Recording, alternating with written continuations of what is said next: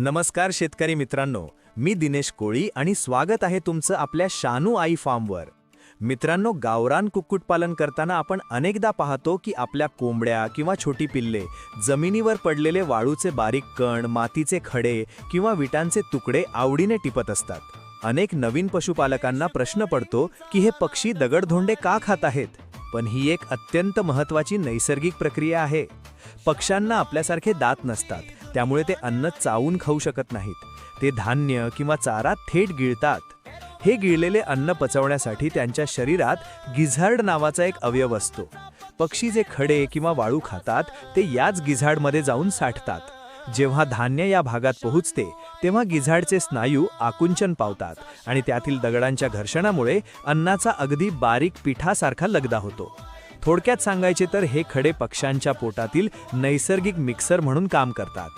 याशिवाय माती आणि विटांच्या कणांमधून कोंबड्यांना आवश्यक असणारे कॅल्शियम आणि खनिजे मिळतात, ज्यामुळे त्यांच्या अंड्यांचे कवच मजबूत होते आणि हाडांना ताकद मिळते. जर आपण आपल्या गावरान पक्ष्यांना ही वाळू किंवा खडे उपलब्ध करून दिले नाहीत तर त्यांना अपचनाचा त्रास होऊ शकतो. म्हणूनच यशस्वी कुक्कुटपालनासाठी ही छोटीशी वाटणारी गोष्ट खूप मोलाची ठरते. तर लक्षात असू द्या, आम्ही तुमच्यासाठी नवनवीन टिप्स घेऊन येतो.